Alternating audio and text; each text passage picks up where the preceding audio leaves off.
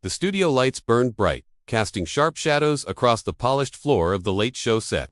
Stephen Colbert leaned forward in his chair, his trademark grin flickering with a hint of unease. Across from him, Blake Shelton sat with his arms crossed, his cowboy hat tilted slightly back, revealing a furrowed brow. The audience, packed into the Ed Sullivan Theater, buzzed with anticipation, their murmurs barely audible over the hum of the stage equipment. It was supposed to be a standard late-night interview, a promotional stop for Blake's latest album, but the air felt charged, like the calm before a storm. Stephen, ever the showman, started with his usual playful jabs. "So, Blake, you're out here singing about pickup trucks and whiskey, but I hear you've gone soft, trading honky-tanks for Hollywood. What's the deal?" The audience chuckled, expecting Blake to fire back with his easygoing charm. But Blake's jaw tightened, his eyes narrowing just enough to hint at irritation. "I don't know, Stephen," he said, his Oklahoma drawl slow and deliberate. "Maybe I'm just tired of folks like you thinking they've got me figured out." The crowd's laughter faltered, sensing the edge in his voice. Stephen, quick to recover, leaned back, adjusting his glasses. "Whoa, easy there, cowboy. I'm just saying, you're a long way from the dirt roads now." He waved a hand, gesturing to the sleek set, the city skyline glowing through the backdrop. Blake didn't smile. Instead, he leaned forward, his boots scuffing the floor. "You think you're real clever, don't you? Sitting up here in your suit, poking fun at folks who don't live in your world." The audience shifted, a ripple of discomfort passing through the seats. Stephen's grin held, but his eyes darted to the side, where his producer stood off stage, giving a subtle nod to keep going. "Come on, Blake," Stephen said, his tone light but probing. "You're a big star now, rubbing elbows with the elite. You're telling me you don't enjoy the glitz?"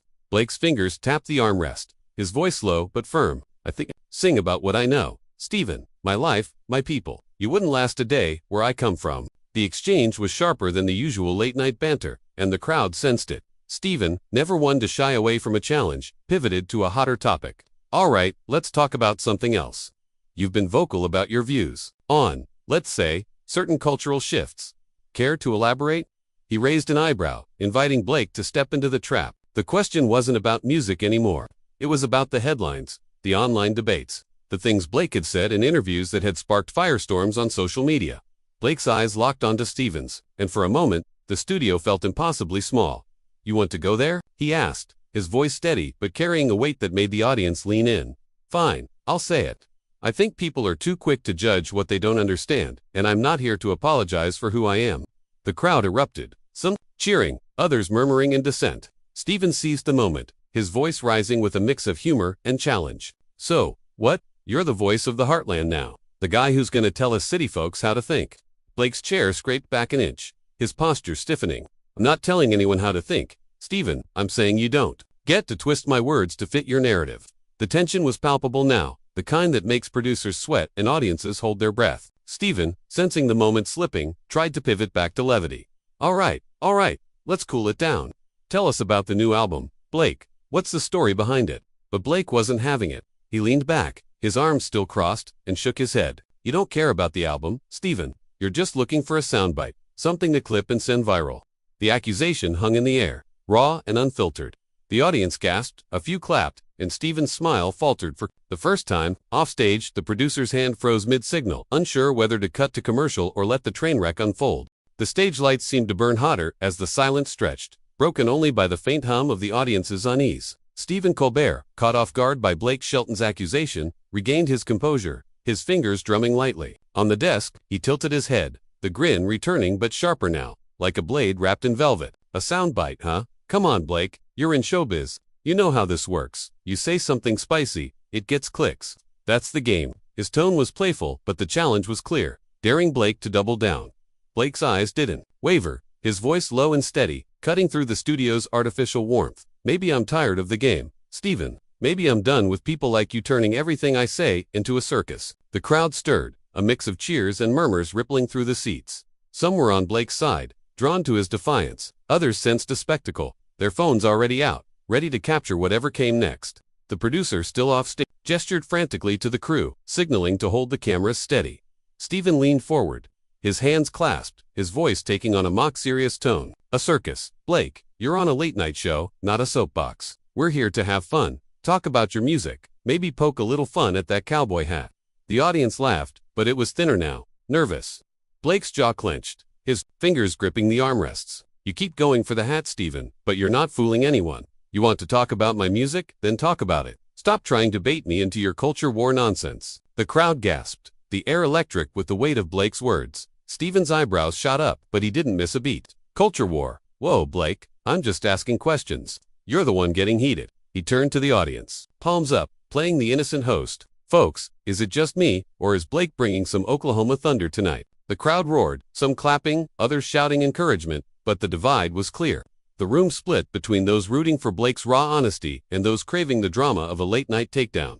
Blake shifted in his seat, his boots scuffing the floor again, the sound amplified by the mic clipped to his jacket. You know what, Steven? I came here to talk about my work, my songs, the stuff that matters to me. But you can't help yourself. You've got to turn it into a fight. Make me the bad guy for clicks.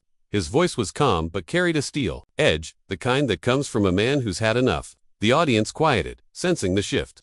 This wasn't banter anymore. It was personal. Steven, ever the professional, sensed the line but couldn't resist pushing just a bit further. All right, Blake, let's talk music then.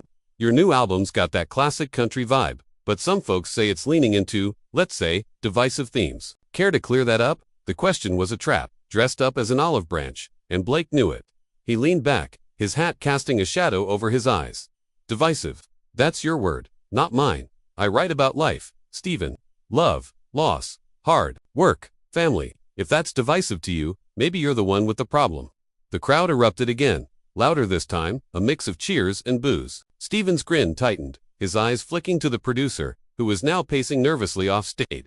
Okay, Steven said, raising his hands to calm the room. Let's take a step back. Blake, you're passionate. I get it. Let's talk about something lighter. Tell us about working with your band. Any fun stories from the studio? It was a clear pivot, an attempt to steer the conversation back to safe ground. But Blake's expression didn't soften. He leaned forward, his voice quieter now, almost dangerous. You don't get it, do you? I'm not here to play nice for your ratings. You want a story? Here's one. I'm sick of being a prop for your jokes. The audience held its breath, the tension so thick it felt like the room might crack. Steven opened his mouth to respond, but Blake wasn't done. His words cutting through the silence like a knife, setting the stage for what would come next. Blake Shelton's words hung in the air, sharp and unyielding, slicing through the polished veneer of the late-night set. The audience, caught in a strange limbo between shock and fascination, stayed silent, their eyes darting between Blake and Stephen Colbert. Steven's fingers twitched on the desk, his usual quick wit momentarily stalled. He tilted his head, forcing a chuckle to break the tension. A prop, Blake. Come on, you're a superstar. Nobody's using you. We're just having a conversation here. His voice was smooth, but the strain was evident, like a man trying to defuse a bomb with a smile. Blake didn't budge, his posture rigid, his gaze locked on Steven. A conversation? That's what you call this? You keep twisting everything I say, trying to make me look like some backward fool for your audience to laugh at. His voice was low, deliberate, each word landing like a stone. The crowd stirred, some nodding in agreement, others whispering to their neighbors, unsure whether to applaud or stay quiet. The producer, now visibly sweating off stage, signaled to the band to be ready, a subtle hint that a commercial break might be needed to cool things down. Steven leaned back, his hands spreading wide in a gesture of mock surrender. Twisting Blake, I'm just asking what everyone's thinking. You've got a platform, you make bold statements, people react. That's how it works. He turned to the audience, his grin returning, seeking their support. Right, folks? We're just keeping it real here. The crowd gave a mixed response, some clapping, others murmuring, the divide in the room growing sharper. Blake's eyes narrowed, his patience visibly fraying. Keeping it real. You're playing to the room, Steven. You don't care about what I'm saying. You just want the clip that'll trend by morning. The accusation hit hard, and Steven's smile faltered for a split second. He adjusted his tie, a nervous tick, before leaning forward. All right, let's slow this down. You're saying I'm not listening. So, tell me, Blake, what's the one thing you want us to know about you? Your music? Your world? No spin, no jokes, just you. It was a rare moment of sincerity from Steven, an attempt to bridge the gap, but the audience could feel the undercurrent, the unspoken challenge still lingering. Blake took a deep breath, his fingers loosening their grip on the armrests. I want people to know I'm real. My songs, my life. It's not some act I sing about the people I grew up with, the places I've been, the things I've seen, and I'm not going to sit here and let you turn that into a punchline to make yourself look clever.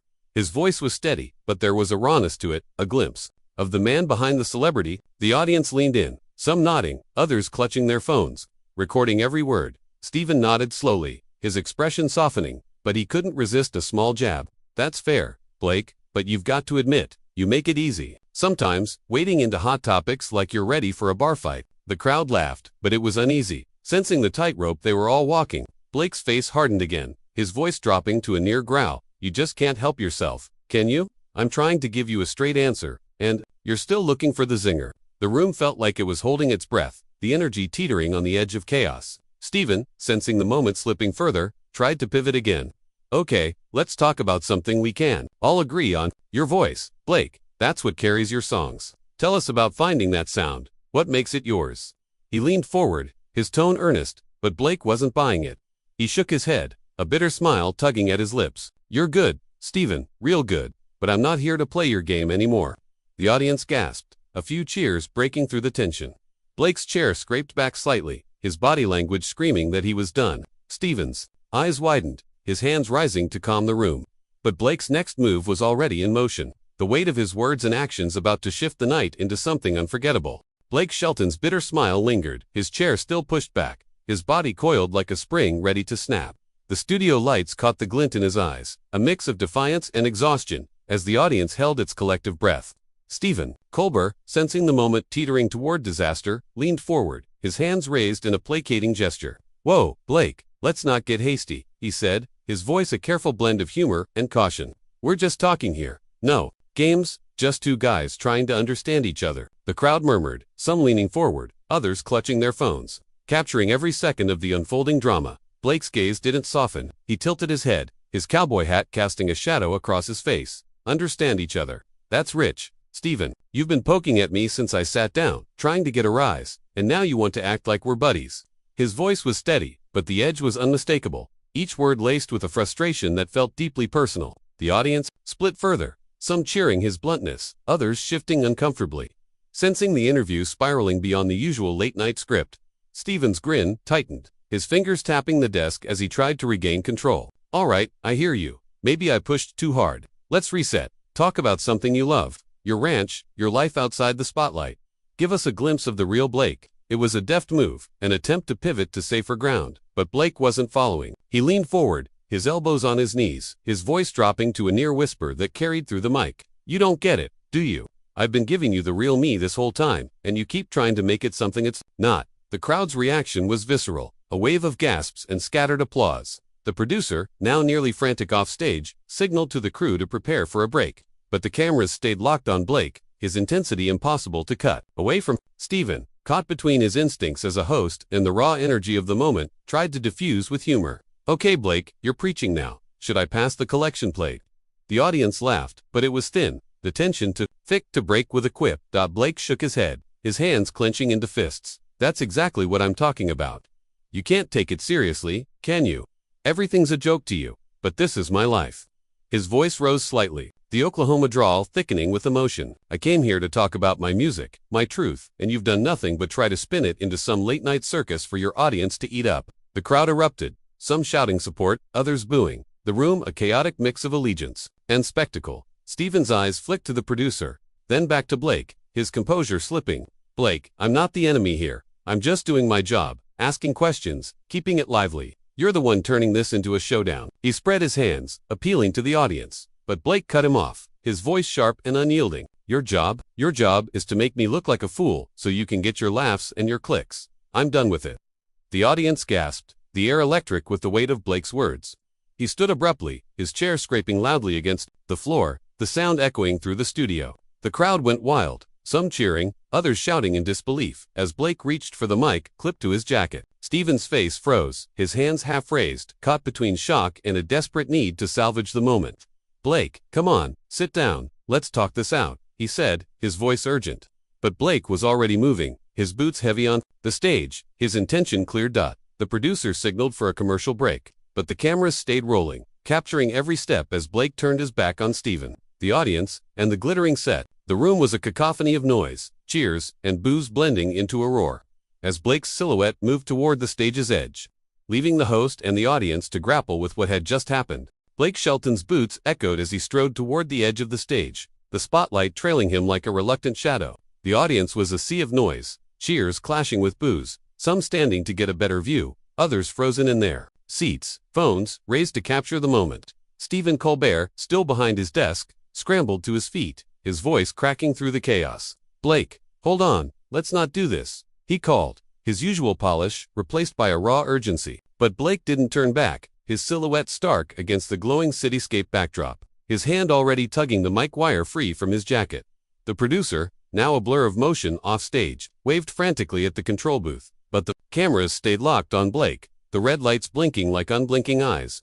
The crowd's roar grew louder, a mix of encouragement and disbelief. As Blake tossed the mic onto the floor, the thud reverberating through the speakers. Stephen, his hands outstretched, took a step forward. "Come on, man, you don't walk off the Late Show," he said, forcing a laugh, but his eyes betrayed a flicker of panic, the realization that this wasn't just a moment, it was a spectacle that would define the night. Blake paused at the stage's edge, his back still to Stephen, his cowboy hat tilted low. He turned his head just enough for the audience to catch the glint in his eyes. "I'm not your prop, Stephen," he said, his voice low but carrying through the chaos, amplified by the discarded mic still picking up sound. "You want a show, you got one, but I'm done playing." The crowd exploded, some chanting his name, others shouting for him to stay. The room, a live wire of conflicting emotions. Stephen, now standing fully, gestured to the band, who struck up a quick, awkward chord to fill the void, but it did little to cut the tension. "Blake, you're killing me here," he said, his voice a mix of exasperation and charm, trying to pull the moment back from the brink. "Let's talk, just you and me, no cameras, no audience. What do you say?" It was a last-ditch effort, a plea dressed as a joke. But Blake's shoulders squared, his decision made. He stepped off the stage, disappearing into the wings, the curtain swaying slightly in his wake. The audience's roar reached a fever pitch, a chaotic blend of support and outrage, as the cameras panned back to Stephen, who stood alone under the lights, his grin gone, his hands dropping to his sides. The producer signaled for a commercial break, and the screen finally cut to black. But not before catching Stephen's stunned expression, the weight of the moment sinking in. When the show returned, Stephen was back at his desk.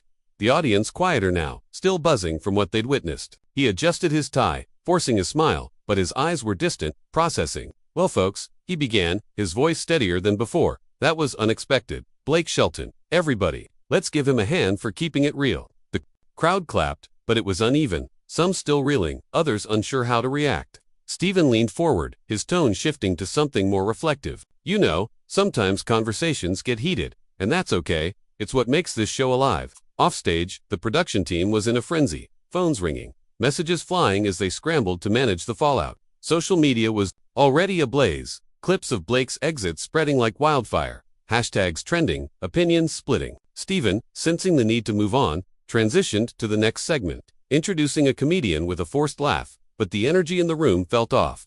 The ghost of Blake's departure lingering. Meanwhile, in the green room, Blake sat alone, his hat on the table, his hands clasped tightly. A stagehand lingered nearby, unsure whether to approach, as Blake stared at the floor, his mind racing with the consequences of his choice, the weight of walking away from the spotlight in a way he never had before. The green room was dim, a stark contrast to the blazing lights of the Late Show stage. Blake Shelton sat on a worn leather couch, his cowboy hat resting on the table, its brim catching the faint glow of a nearby lamp. His hands, still clenched, loosened slightly as he exhaled, the silence heavy with the echo of his own words. The stagehand, hovering near the door, finally stepped forward, offering a bottle of water. Blake waved it off with a nod, his eyes fixed on the floor. Lost in thought, the distant hum of the audience filtered through the walls, a reminder of the chaos he'd left behind. On stage, Stephen Colbert pushed through the rest of the show, his voice steady but his energy strained, like a man navigating a minefield. The comedian he'd introduced was mid-set, landing jokes that drew polite laughs. But the audience's attention was elsewhere, their whispers and glances betraying their fixation on Blake's exit. Stephen, ever the professional, kept the show moving, but his glances toward the wings betrayed a lingering unease, the weight of the night's unraveling still fresh. Back in the green room, Blake's phone buzzed relentlessly on the table, notifications, piling up, messages from his team, friends, and even strangers reacting to the clips already flooding social media. He ignored it, running a hand through his hair, his mind replaying the moment he'd stood up, the mic hitting the floor, the crowd's roar. He'd meant every word, but now, in the quiet, doubt crept in. Had he gone too far? The stagehand, sensing his mood, hesitated before speaking.